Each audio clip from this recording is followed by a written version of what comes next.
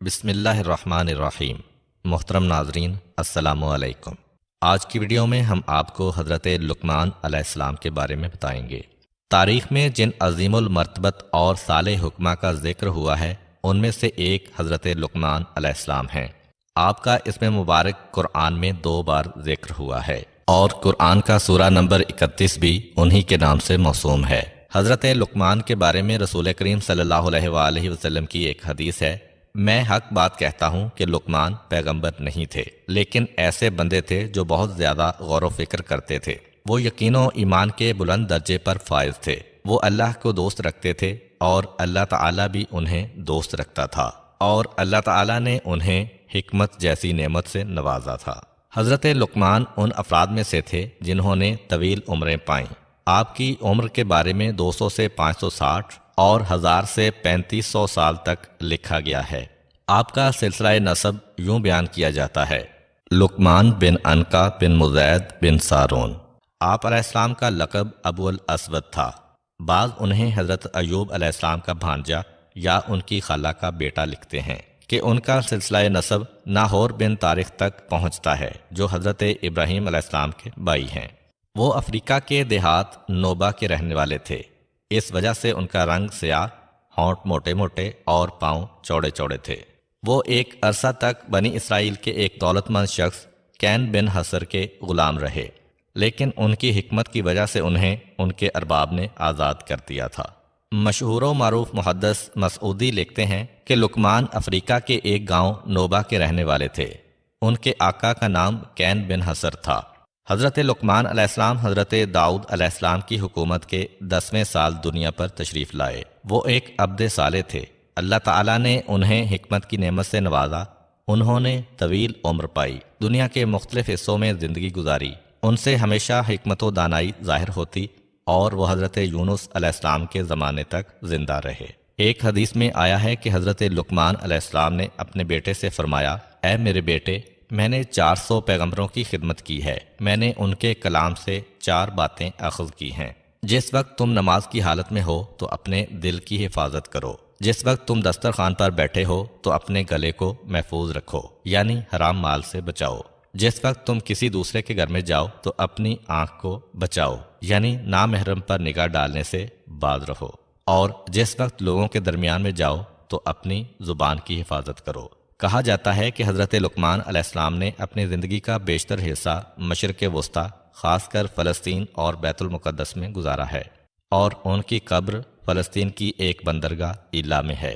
حضرت لقمان علیہ السلام، جو کہ ایک سیاہ فام افریقی اور بدصورت شخص ہوتے ہوئے حکمت کے بلند و بالا مقام پر فائز ہوئے ہیں، تو یہ صرف اور صرف روح و نفس کی خوبصورتی اور دل کی پاکیزگی کی وجہ سے ہے۔ اسی بنا پر روایت میں آیا ہے کہ کسی شخص نے حضرت لقمان علیہ السلام سے پوچھا: کیا تم ہمارے ساتھ بھیڑ بکریاں نہیں چراتے تھے؟ حضرت لقمان علیہ السلام نے کہا: ہاں، ایسا ہی ہے۔ اس نے پوچھا: آپ یہ بتائیں کہ آپ کو علم و حکمت کہاں سے نصیب ہوئی؟ آپ تو کسی مدرسہ میں نہیں پڑھے۔ حضرت لقمان علیہ السلام نے جواب میں فرمایا: مجھے یہ حکمت اللہ کی مرضی، امانت ادا کرنے، سچ بولنے اور بیہودہ باتوں سے بچنے کی وجہ سے نصیب ہوئی ہے۔ حضرت لقمان علیہ السلام کی اپنے فرزند کے نام وہ 10 نصیحتیں جو قرآن کی 5 آیات میں مذکور ہیں، عقائد، اخلاق اور آداب معاشرت کا مجموعہ ہیں، اور یہ قرآن پاک کی سورہ لقمان میں موجود ہیں۔ اے بیٹے، کسی چیز کو اللہ کا شریک نہ بناؤ، بے شک شرک بہت بڑا ظلم ہے۔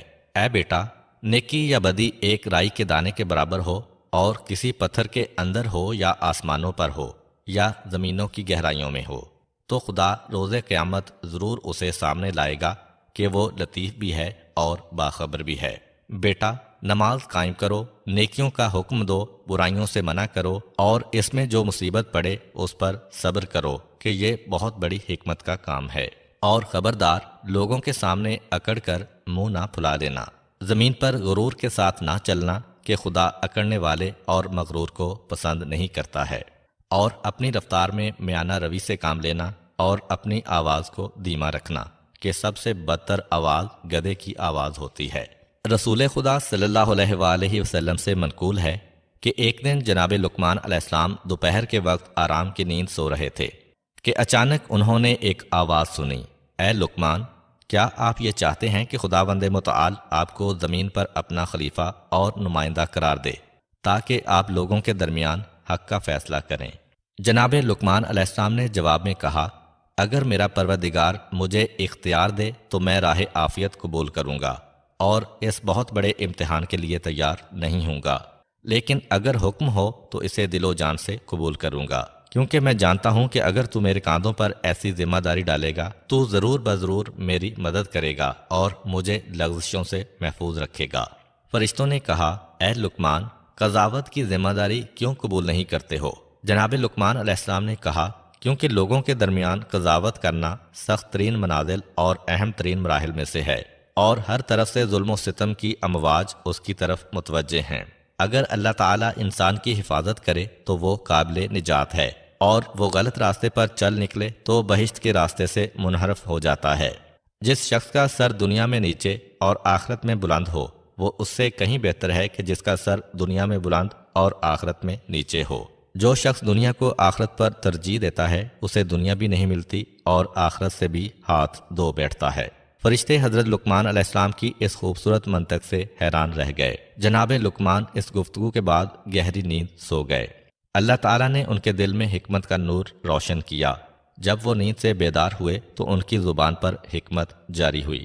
انہوں نے اپنی سرشار حکمتوں کے ذریعے مشکلات کو حل کرنے کے لیے حضرت داؤد علیہ السلام کی مدد کی۔ حضرت داؤد علیہ السلام نے ان سے فرمایا، اے لقمان، آپ کو خوشخبری ہو کہ آپ کو حکمت عطا کی گئی ہے۔ اب ہم آپ کے لیے حضرت لقمان علیہ السلام کے چند واقعات اور داستانیں بیان کرتے ہیں جن میں ہم سب کے لیے سبق اور نصیحت ہے۔ ایک ہوس باز دولت مند شخص کسی چشمے کے کنارے بیٹھا جوئے بازی میں مشغول تھا۔ اس نے مستی کی حالت میں یہ شرط باندھی کہ جو کوئی بھی ہار گیا وہ یا تو اس چشمے کا سارا پانی پیے گا یا اپنی بیوی اور اپنا مال و دولت جیتنے والے کے سپرد کر دے گا۔ خواہشات کا دلدادہ دولت مند شخص بازی ہار گیا۔ جیتنے والے شخص نے اس مالدار شخص سے اس کی بیوی اور دولت حوالے کرنے کا مطالبہ کیا۔ وہ اب بہت بڑی مشکل میں پھنس چکا تھا۔ اس نے ایک دن کی مہلت مانگی اور جا کر جناب لقمان علیہ السلام سے درخواست کی کہ وہ اسے اس مشکل سے نکال لیں۔ حضرت لقمان علیہ السلام نے اس شخص سے کہا، میں ایک شرط پر تمہیں اس مشکل سے نجات دلاؤں گا۔ وہ شرط یہ ہے کہ آج کے بعد جوا نہیں کھیلو گے۔ اس مالدار شخص نے حضرت لقمان علیہ السلام کی شرط قبول کر لی۔ جناب لقمان علیہ السلام نے اس سے کہا، جس وقت وہ جیتنے والا شخص تمہارے پاس آ کر چشمے کا سارا پانی پینے یا ساری دولت اور بیوی حوالے کرنے کا مطالبہ کرے تو اسے یوں کہو، اگر تمہارا مراد وہ پانی ہے جو کل اس ندی میں تھا تو اسے لے آؤ تاکہ میں پیوں، اور اگر مراد وہ پانی ہے جو اس وقت موجود ہے تو تم چشمے کا منہ بند کرو تاکہ بچنے والا باقی پانی پی سکوں، اور اگر تمہاری مراد وہ پانی ہے جو آئندہ اس ندی میں جاری ہوگا تو آئندہ ابھی تک آیا نہیں ہے، لہذا صبر سے کام لو۔ اس دولت مند شخص نے جوا جیتنے والے شخص کے سامنے یہی مطالبات رکھے تو اس کے پاس کوئی چارہ کار نہ رہا اور اس کا منہ بند ہو گیا۔ یہی وہ مقام ہے جب حضرت لقمان علیہ السلام کی حکمت آشکارا ہوئی اور لوگوں نے انہیں پہچانا۔ تاریخ انبیاء کے مطابق وہ دولت مند شخص حضرت لقمان علیہ السلام کا آقا کین تھا، جس نے 30 مسکال سونے کے عوض میں حضرت لقمان کو خریدا تھا۔ اس نے اس واقعہ کے بعد جناب لقمان کو آزاد کر دیا تھا۔ ایک دن حضرت لقمان علیہ السلام کے ارباب نے ان سے کہا، ایک گوسفند یعنی بھیڑ ذبح کرو اور اس کے تمام اعضاء میں سے 2 بہترین اعضاء میرے لیے پکا کر لاؤ۔ حضرت لقمان نے گوسفند ذبح کیا، اس کی زبان اور اس کا دل نکالا، انہیں پکا کر اپنے ارباب کے سامنے لا رکھا۔ اگلے دن ارباب نے پھر کہا کہ گوسفند کے اعضاء میں سے 2 بدترین اعضاء پکا کر لے آؤ۔ حضرت لقمان نے پھر زبان اور دل پکا کر ارباب کی خدمت میں حاضر کر دیے۔ ارباب نے پوچھا، میں نے تمہیں کہا تھا کہ 2 بہترین اعضاء پکا کر لاؤ تو تم زبان اور دل پکا کر لائے، پھر میں نے تم سے بدترین اعضاء کا مطالبہ کیا تو تم پھر دل اور زبان لے آئے ہو، اس کی وجہ کیا ہے؟ جناب لقمان علیہ السلام نے کہا، اگر یہ دونوں عضو پاک ہوں تو بہترین ہیں، اور اگر یہی پلید ہوں تو بدترین ہیں۔ ایک دن جناب لقمان کا آقا بیت الخلاء میں گیا، اسے گئے ہوئے کافی وقت گزر چکا تھا۔ جناب لقمان نے بلند آواز سے کہا، بیت الخلاء میں زیادہ دیر بیٹھنا درد جگر اور بواسیر ہونے، نیز بیت الخلاء کی آلودہ حرارت مغز میں جذب ہونے کا موجب ہے، لہذا اعتدال کی حد تک بیٹھو اور اٹھ کر باہر آ جاؤ۔ اس کے بعد دوسروں کو سمجھانے کے لیے یہی بات بیت الخلاء کے دروازوں پر لکھ دی گئی۔ حضرت لقمان علیہ السلام کے آقا کے بہت زیادہ باغات اور غلام تھے۔ جناب لقمان بھی ان غلاموں میں شامل تھے۔ ان کا رباب جو کہ ظاہر بین تھا، سفید رنگ اور خوبصورت غلاموں کو باغات میں پھل وغیرہ توڑنے کے لیے بیچتا، لیکن جناب لقمان کو سخت اور پست کاموں مثلا جھاڑو وغیرہ دینے میں لگا دیتا۔ یوں وہ حضرت لقمان علیہ السلام کی توہین کرتا، حالانکہ وہ سیرت و کردار اور معرفت میں تمام غلاموں پر فوقیت رکھتے تھے۔ جناب لقمان کے آقا کی یہ غلط روش اس بات کا موجب بنی کہ اس کے غلام بھی حضرت لقمان کو حقیر سمجھنے لگے اور ان کی قدر و قیمت کے قائل نہ تھے، بلکہ بعض اوقات انہیں اذیت و آزار پہنچاتے۔ آقا نے ایک موقع پر غلاموں کو باغ میں پھل توڑ کر لانے کے لیے بھیجا۔ وہ باغ میں گئے اور مختلف قسم کے پھل توڑ کر لائے، لیکن آقا کی عدم موجودگی سے فائدہ اٹھاتے ہوئے انہوں نے وہ تمام پھل کھا لیے۔ جب آقا آیا اور تازہ پھلوں کا مطالبہ کیا تو غلاموں نے جھوٹ بولتے ہوئے کہا تمام پھل لقمان کھا گیا ہے۔ آقا نے جب یہ بات سنی تو وہ جناب لقمان علیہ السلام کے بارے میں بدظن ہو گیا۔ حضرت لقمان سمجھ گئے کہ ان کے آقا کی بدسلوکی اور ناراضگی کا سبب غلاموں کی اس تہمت کا اثر ہے۔ وہ اپنے آقا کے پاس گئے اور اسے یہ تجویز دیتے ہوئے کہا، اے میرے آقا، آئیں اور ہم سب غلاموں کا امتحان لیں تاکہ آپ کو ہمارے درمیان میں سے اچھے اور برے کا علم ہو سکے۔ اس نے پوچھا کہ میں تم لوگوں کا کیسے امتحان لوں؟ حضرت لقمان نے کہا کہ ہم سب کو کافی مقدار میں گرم پانی دیں اور ہمیں اسے پینے پر مجبور کریں۔ اس کے بعد آپ گھوڑے پر سوار ہو جائیں اور اپنا گھوڑا بیابان میں دوڑائیں، جبکہ سب غلاموں کو اپنے پیچھے پیدل دوڑنے کا حکم دیں۔ ایسا کرنے سے آپ کو یہ راز معلوم ہو جائے گا کہ وہ پھل میں نے کھائے ہیں یا ان لوگوں نے۔ آقا نے اسی طرح امتحان لیا۔ حضرت لقمان اور دوسرے تمام غلاموں کو گرم پانی پینے پر مجبور کیا۔ پھر وہ خود تو گھوڑے پر چڑھ بیٹھا اور سب سے کہا، میرے پیچھے پیچھے دوڑو۔ وہ سب ارباب کے پیچھے دوڑنے لگے۔ زیادہ دیر نہ گزری کہ جن غلاموں نے پھل کھائے تھے، دوڑنے کی وجہ سے ان کی حالت دگرگوں ہو گئی۔ ان لوگوں نے جو پھل وغیرہ کھائے تھے انہیں قید کر دیا۔ یوں آقا سمجھ گیا کہ پھل لقمان نے نہیں بلکہ دوسرے غلاموں نے کھائے ہیں اور لقمان پر تہمت لگائی ہے۔ پس جناب لقمان اپنے آقا کے سامنے سرخرو ہو گئے اور دوسرے غلاموں کو شرمندگی کا سامنا کرنا پڑا۔ حضرت لقمان ایک مدت تک کسی دوسرے شخص کے غلام تھے۔ اس کے کئی اور بھی غلام تھے، لیکن وہ اپنے تمام غلاموں میں سے حضرت لقمان سے بہت زیادہ محبت کرتا تھا، یہاں تک کہ وہ جب بھی غذا کھانا چاہتا تو پہلے اپنی غذا حضرت لقمان علیہ السلام کے پاس لاتا تاکہ وہ کھائیں۔ جب وہ کھانا کھا لیتے تو ان کا بچا ہوا کھانا بطور تبرک بڑے شوق سے تناول کرتا۔ ایک دن کوئی شخص حضرت لقمان علیہ السلام کے ارباب کے لیے خربوزہ بطور ہدیہ لایا۔ ارباب نے حضرت لقمان کے سامنے خربوزے کو چیرا، اس کے ٹکڑے کیے اور لقمان کو دیے۔ جناب لقمان اپنے آقا سے خربوزے کی پھانگیں لے کر کھاتے رہے اور یہ ظاہر کرتے رہے کہ وہ بڑا میٹھا ہے اور بڑے مزے سے کھا رہا ہے۔ جب ارباب نے دیکھا کہ لقمان بڑے شوق و ذوق سے کھا رہے ہیں تو اس نے ایک پھانگ کے علاوہ تمام کا تمام خربوزہ لقمان کو دے دیا، جو انہوں نے کھا لیا اور ایک پھانگ اپنے لیے رکھ لی۔ جس وقت ارباب نے وہ بچی ہوئی خربوزے کی پھانگ منہ میں ڈالی تو معلوم ہوا کہ وہ خربوزہ تو زہر کے مانند کڑوا ہے۔ اس کی کڑواہٹ سے زبان پر آبلے بن گئے، گلا جلنے لگا اور اس کی حالت غیر ہو گئی۔ ارباب نے جناب لقمان سے کہا، آپ نے یہ اتنی کڑوی پھانگیں کیسے کھائی ہیں؟ آپ نے انہیں کھانے سے ہاتھ کیوں نہیں کھینچا؟ جناب لقمان نے جواب میں کہا، آپ نے سال ہر سال سے مجھے میٹھی، مزیدار اور من پسند غذائیں کھلائی ہیں۔ اب جب کہ ایک بار کوئی کڑوی چیز آ گئی ہے تو کیا یہ مناسب ہے کہ میں اسے نہ کھاتا اور اس پر اعتراض کرتا اور نمک حرام ہو جاتا؟ بلکہ حق شناسی اور شکر گزاری کا تقاضا یہی ہے کہ میں خاموش رہتا۔ پس اے خدا کے بندے، تم خدا کی نعمتوں میں غرق ہو۔ جب بھی زندگی میں تھوڑی دیر کے لیے کوئی تلخی و مشکل آ جائے تو ناشکری مت کر۔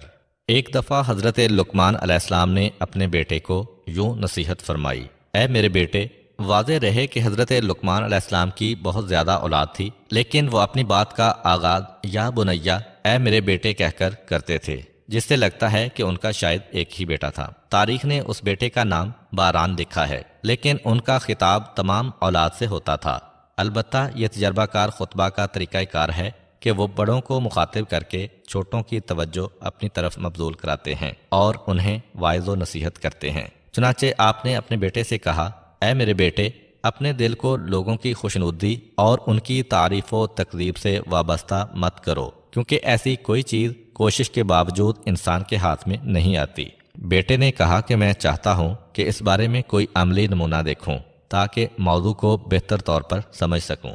حضرت لقمان نے فرمایا، اٹھو اور گھر سے باہر چلو تاکہ میں موضوع کو سمجھا سکوں۔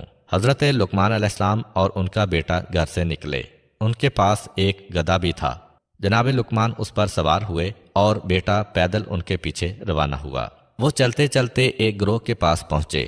ان لوگوں نے جب یہ منظر دیکھا تو کہا، اس بوڑھے کو دیکھو کہ کتنا سنگ دل ہے کہ خود تو گدھے پر سوار ہے لیکن اس کا بیٹا پیچھے پیچھے پیدل آ رہا ہے۔ سچ بات ہے کہ یہ کس قدر غلط کام ہے۔ حضرت لقمان نے اپنے بیٹے سے کہا، کیا تم نے ان کی باتیں سنی ہیں؟ بیٹے نے کہا، ہاں۔ حضرت لقمان نے کہا، اب میں پیدل چلتا ہوں اور تم گدھے پر سوار ہو جاؤ۔ جناب لقمان پیدل روانہ ہوئے اور بیٹا سوار ہو گیا۔ چلتے چلتے ان کی ملاقات ایک اور گروہ سے ہوئی۔ اس گروہ نے جب یہ منظر دیکھا تو کہا، یہ دونوں باپ بیٹا کتنے برے لوگ ہیں۔ باپ اس اعتبار سے برا ہے کہ اس نے اپنے بیٹے کی صحیح تربیت نہیں کی کہ بیٹا تو سوار ہے جبکہ بوڑھا باپ پیدل چل رہا ہے، اور بیٹا اس لحاظ سے برا ہے کہ اسے اپنے باپ پر رحم نہیں آیا اور اس پر ظلم کر رہا ہے، کیونکہ باپ کا یہ حق ہے کہ اس کا احترام کیا جائے اور وہ گدھے پر سوار ہو۔ حضرت لقمان نے اپنے بیٹے سے کہا، آپ نے ان کی باتیں سنی ہیں؟ بیٹے نے کہا، جی ہاں۔ جناب لقمان نے فرمایا، اب دونوں سوار ہو جاتے ہیں۔ وہ دونوں گدھے پر سوار ہوئے اور آگے بڑھ گئے۔ چلتے چلتے ایک گروہ کے پاس پہنچے۔ ان لوگوں نے جب یہ منظر دیکھا تو کہا، ان دونوں سواروں کے دل میں ذرا برابر رحم نہیں ہے کہ دونوں بے زبان حیوان پر سوار ہیں۔ ان لوگوں نے اس حیوان کی کمر توڑ دی ہے، کیوں اس بیچارے حیوان کی طاقت سے زیادہ اس پر وزن ڈالا ہوا ہے۔ بہتر تو یہ تھا کہ ایک سوار ہوتا اور دوسرا پیدل چلتا۔ حضرت لقمان نے اپنے بیٹے سے کہا، آپ نے ان لوگوں کی باتیں سنی ہیں؟ بیٹے نے کہا، جی ہاں۔ جناب لقمان نے فرمایا، آؤ اس بار ہم دونوں گدھے کے پیچھے پیچھے پیدل چلتے ہیں۔ دونوں گدھے سے اترے اور اس کے پیچھے پیدل روانہ ہوئے۔ وہ چلتے چلتے لوگوں کے ایک گروہ کے پاس پہنچے۔ ان لوگوں نے کہا، یہ دونوں عجیب قسم کے جاہل افراد ہیں، سواری کے ہوتے ہوئے پیدل چل رہے ہیں اور سواری کو خالی چھوڑا ہوا ہے، یہ کس قدر احمق ہیں۔ حضرت لقمان نے اپنے بیٹے سے فرمایا، آپ نے ان لوگوں کی گفتگو سنی ہے؟ اس نے عرض کیا، جی ہاں۔ جناب لقمان نے فرمایا، کیا لوگوں کو راضی کرنے کے لیے اس کے علاوہ اور کوئی چارہ ہے؟ اب جب کہ صورتحال یوں ہے تو کبھی لوگوں کی رضامندی کو اپنا محور و مقصد قرار مت دو، بلکہ خداوند قدوس کی رضا اور خوشنودی کو اپنا مقصد اور ہدف قرار دو تاکہ دنیا و آخرت میں سعادت و کامیابی حاصل کر سکو۔ روایت میں ہے کہ ایک دن حضرت لقمان علیہ السلام نے اپنے بیٹے کو 3 نصیحتیں کرتے ہوئے کہا، اے پسر جان، ان 3 نصیحتوں کو اپنے حافظے میں محفوظ کر لو اور ان پر عمل کرو۔ اپنا راز اپنی بیوی کو مت بتاؤ، عوان یعنی حکمرانوں کے دفتریوں سے دوستی مت کرو، نئے اور کم ظرف دولت مند سے قرض نہ لو۔ حضرت لقمان جب دنیا سے رخصت ہو گئے تو ان کے بیٹے نے ان نصیحتوں کو آزمانا چاہا اور دیکھنا چاہا کہ ان کاموں کو انجام دینے سے نقصان کیا ہوگا جن کو انجام نہ دینے کی اس کے حکیم باپ نے اسے وصیت کی تھی۔ اس نے ایک گوسفند ذبح کیا، اسے ایک بوری میں ڈالا، بوری کا منہ باندھا، اسے اٹھا کر گھر لے آیا، اپنے پلنگ کے نیچے گڑھا کھودا اور اسے وہاں پر دفن کر دیا۔ اس کے بعد اپنی بیوی سے کہا، میرا ایک دشمن تھا، میں نے اسے قتل کرنے کے بعد یہاں پر دفن کر دیا ہے، محتاط رہنا اور اس راز کو پوشیدہ رکھنا اور کسی کو مت بتانا۔ اس کے بعد اپنے ہمسائے میں رہنے والے ایک دفتری سے دوستی کر لی، ہر روز اسے دعوت دیتا اور اس کا دوست بن گیا۔ اسی محلہ میں ایک نوجوان رہتا تھا، اس کا کوئی خاندانی پس منظر نہیں تھا، اس نے محنت و مشقت سے دولت اکٹھی کی ہوئی تھی، وہ تازہ دولت مند ہوا تھا اور اپنی دولت مندی پر فخر بھی کرتا تھا۔ حضرت لقمان کے بیٹے نے اس سے کچھ درہم قرض لیے اور انہیں گھر میں چھپا کر رکھ دیا۔ دن گزرتے رہے، ایک دن جناب لقمان کے بیٹے کا اپنی بیوی سے جھگڑا ہو گیا۔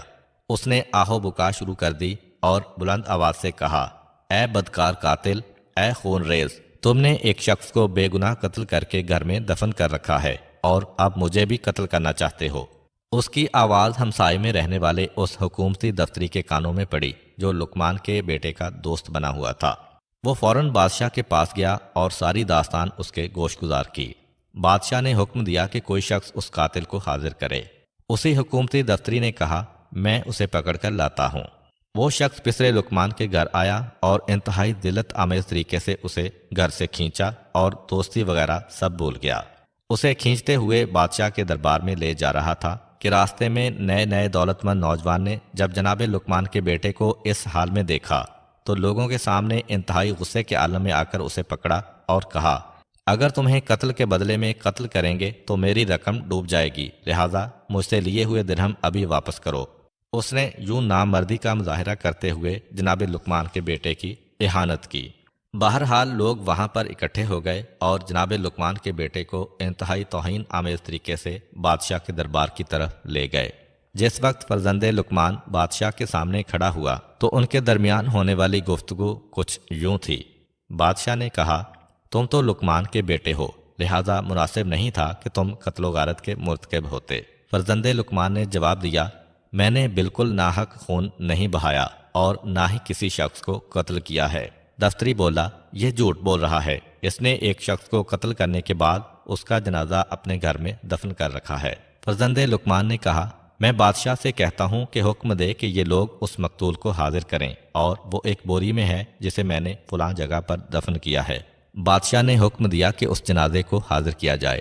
حکومتی کارندے جناب لقمان کے بیٹے کے گھر آئے۔ اس کی بیوی نے دفن کی جگہ کی نشاندہی کی۔ ان لوگوں نے وہاں سے کھدائی کی، وہاں سے ایک بوری نکالی اور منہ بند بوری بادشاہ کے سامنے لے آئے۔ جب ان لوگوں نے بوری کا منہ کھولا تو کیا دیکھتے ہیں کہ وہ تو ایک گوسفند کا لاشا ہے کہ جسے ذبح کیا ہوا ہے۔